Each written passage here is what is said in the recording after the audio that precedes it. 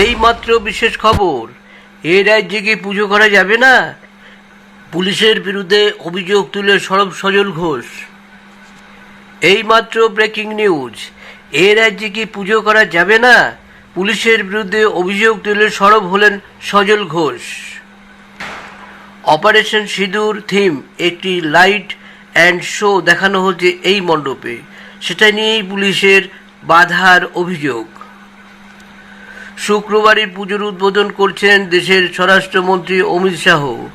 ৯০তম বর্ষে সন্তোষ মিত্র স্কোয়ারের theme operation সিঁদুর। বিজেপির নেতা ও এই পুজোর অন্যতম উদ্যোক্তা সজল ঘোষের অভিযোগ, দর্শনার্থীদের সেই পুজো দেখাতে বাধা আসছে কলকাতা পুলিশের তরফ থেকে। এই পুজো বন্ধ করে দেওয়ার পরিকল্পনা চলছে। পঞ্চমী সন্ধ্যায় সাংবাদিক বৈঠক করে সজল ঘোষ বললেন, কলকাতা পুলিশ পুজো বন্ধ করার পরিকল্পনা করছেন। রেলিং দিয়ে ঘিরে দিয়েছে মাঠ, এইভাবে লড়াই করে পুজো করব কি করে? কলকাতা পুলিশের বিরুদ্ধে অভিযোগের আঙুল তুলে সজলের সংযোগ, পুলিশ চাইছে কোনো দুর্ঘটনা ঘটুক যাতে পুজো কমিটিকে ব্যান করে দেওয়া যায়। আমি সনাতনী হিন্দু হয়ে এটাই জিজ্ঞেস করছি যে এ রাজ্যে কি পুজো করা যাবেই না? আমরা কি কোনো মুসলিম কাউন্ট্রিতে বসবাস করছি? অপারেশন সিঁদুর theme A light and show দেখানো হচ্ছে এই মণ্ডপে, সজলের দাবি। পুলিশের তরফে জানানো হয়েছে অডিও ভিজুয়াল চালানো যাবে না, এমনকি যে সংস্থাকে দিয়ে এই শো তৈরি করা হয়েছে সেই সংস্থার সঙ্গে পুজো কমিটির চুক্তিপত্র, জিএসটি ফাইল সহ একাধিক নথি চাওয়া হয়েছে পুলিশের তরফে। আদতে এই পুজো কমিটিকে পুলিশের তরফে হেনস্থা করা হচ্ছে বলে দাবি করলেন সজল ঘোষ। শুধু এখানেই শেষ নয়, দর্শনার্থীদের দর্শন দীর্ঘ লাইন পেরিয়ে মণ্ডপে এসে পৌঁছাতে হচ্ছে বলেও অভিযোগ করেন সজল ঘোষ। তার দাবি, পুলিশ প্রায় ৩ কিমি রাস্তা ঘুরিয়ে দর্শনার্থীদের মণ্ডপে ঢোকার রাস্তা নিয়ন্ত্রণ করছে। মানুষকে হয়রানি করার জন্যই এটাই করা হচ্ছে বলে দাবি করেন সজল ঘোষ। বিষয়টি নিয়ে তৃণমূল কংগ্রেসের আইটি সেলের প্রধান দেবাংশু ভট্টাচার্য বলেন, যতদূর শুনেছি লাইট অ্যান্ড সাউন্ড শো নিয়ে অসুবিধা হয়েছে। শিয়ালদহ থেকে একটি বিশাল ভিড় সন্তোষ মিত্র স্কোয়ারের দিকে যায়। এবার শোয়ের জন্য মানুষের ভিড় এখানে জমে থাকলে বিপদ ঘটতে পারে। মানুষের নিরাপত্তার বিষয়টি আগে দেখে পুলিশ। কিছু হলে তো ওরা আগে বলবেন।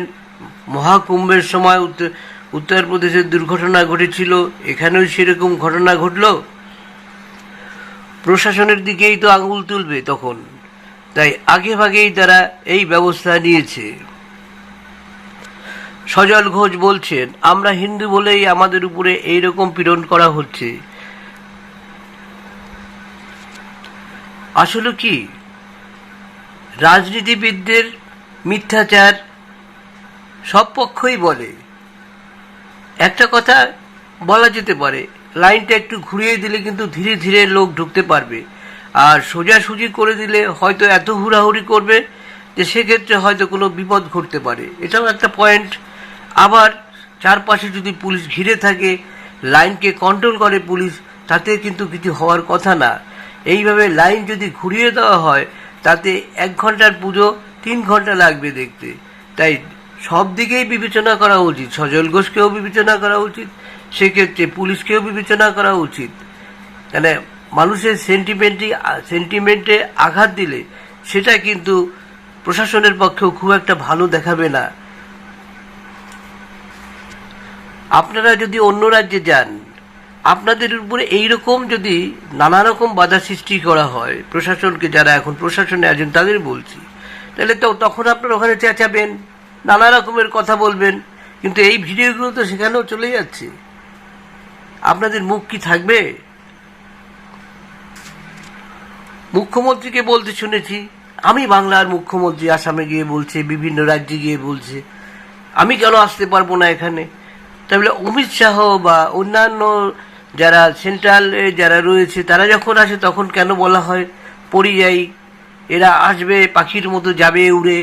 তা আপনারাও তো পাখির মতো গেছেন সেখানটায়, আবার পাখির মতো উড়ে আসবেন। কথা বলার আগে আপনাদের তো ভাবতে হবে যে কালকের আমাকে এই কথা শুনতে হবে।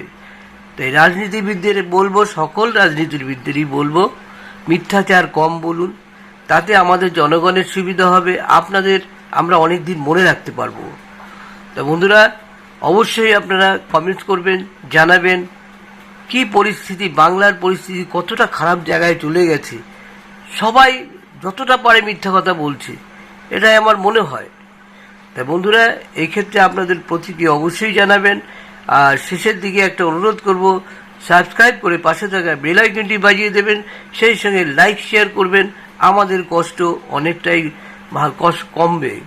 আপনারা যদি একটু লাইক শেয়ার করে দেন, সাবস্ক্রাইব করে দেন, তারপরে আমাদের যে কষ্টগুলো হয় না, একটি ভিডিও আপনারা 3-4 মিনিটে দেখে ফেললেন, কিন্তু এটা করতে লেগে যায় 2-3 ঘন্টা। তা বন্ধুরা, আজকের এখানে শেষ করছি। নমস্কার।